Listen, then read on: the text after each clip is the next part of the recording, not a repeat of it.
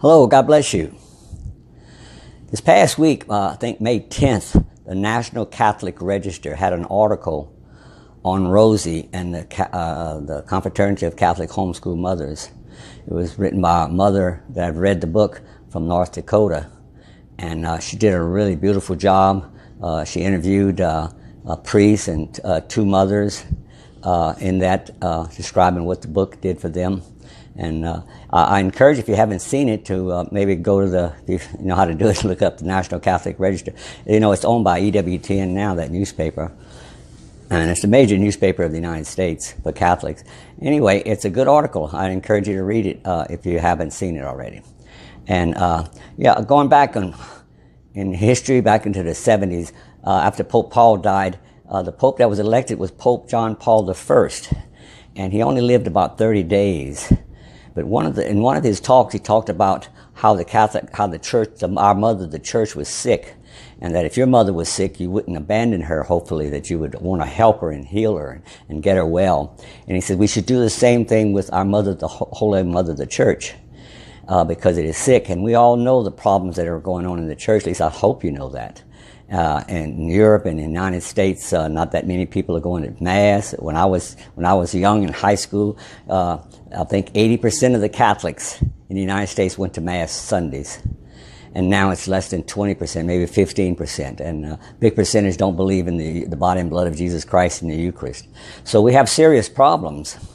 And we think, oh, things are new and things are modern, and we're always getting something new and modern, and we think that's good, and it sometimes is good. Like this camera I'm using, a nice, good family gave me this camera.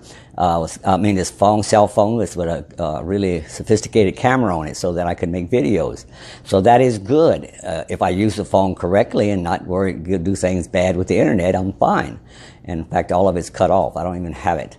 All the stuff of the internet. But that's not what I'm going to talk about. I'm just talking about just because something's new doesn't mean it's good. And so our philosophy of life, what family life is, of modern life, is not good, even though it's new. They say we're in so much progress, but progress goes in a direction. And the progress of family, the culture, is going in a bad direction. We know all the stuff with abortion, homosexuality, and anything bad that's going on. All the stuff is bad. We need to have the wisdom of the church and the wisdom of the fathers of the church. And the wisdoms of maybe 100, 200 years ago has more wisdom than we have today. It's hard to find anyone to give you a good understanding of what family life is and how we should live. But if you go back into the 1800s, you have Cardinal Manzini, you have G.K. Chesterton. You go a little further, you have Bishop Fulton Sheen. And most of them are, and Cardinal Manzini, Father John Hardin. These all venerable and servant of gods. They're holy priests and bishops that taught traditional philosophy of the family and had the wisdom of the ages in what they were teaching. We don't have that today, not very widespread, and it's kind of isolated. When Jesus said that parable of the grower of the seed, parable of the seed in the garden, and how it grows on a rocky path, and it needed the good fertile soil for it to grow, okay? As individual, we need that good fertile soil. But as a family, we need the home. We need a good fertile home. We need a home that is nurturing the children, nurturing the family, the mother and the daddy. And that is very weak today.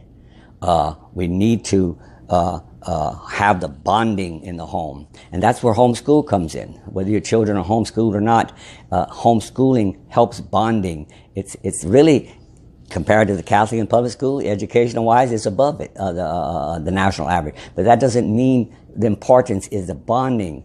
The kids sitting in a desk for 6 hours like you and I did, okay, every day. That is not a natural lifestyle. The Industrial Revolution that came up during the early 1800s and progressed, and now, we're still using it. But it caused the father to leave the home, leave the farm, because they can make quicker money, easier money maybe, better livelihood. But it took away something from the home where the father was there with the children every day. And then because of the Industrial Revolution, it went into, they wanted to have schools to educate these children, our young guys, young boys and girls now, to be able to fit into this modern world, industrial world, to be able to work and do all the things. So they pulled the children away from the home. And then that, not only that, the mothers had hardly nothing to do because of all the industrial things that we had, the modernness of the kitchen appliances and all that. The mother didn't have much to do, and so she started. Then the careers came where higher education for women, educated women, they thought was so great, and they lost all the domestic skills. We're not headed in a good direction. The home is where the family, where the children should be. And the mother teaching, even if the Catholic school is a seminary, something, the home is better for the bonding. The children need to grow up and seeing the mother and the mother and the father in the home, especially the mother there with them. Academics come naturally in most cases. It doesn't take much to be able to teach your children. Sometimes the mothers try to reproduce the public school system. We don't want to do that. We want our children to grow up naturally. They need to learn, they need to be educated, but they need to be able to learn how to do all kind of domestic things in the home. Boys can learn mechanics, can learn to do carpentry work, can learn to do many crafts, painting, music. Girls too, music, and learn how to cook, learn how to sew. We lost all the domestic skills, so life becomes bored in the home. We need to get that going again. That's what Rosie's book's about, is trying to revitalize the mother in the home. I'm going to try to make these little short tapes every week with something written also. I hope you appreciate this, and I hope it's going to be interesting. But right now, I want to thank you again for all the work that y'all doing in spreading Rosie's book. I'm going to be going to St. Paul, Minnesota on the 1st of June. If anybody's going to be in that conference, that homeschool conference, come by and see me. God bless you. We'll talk to you later.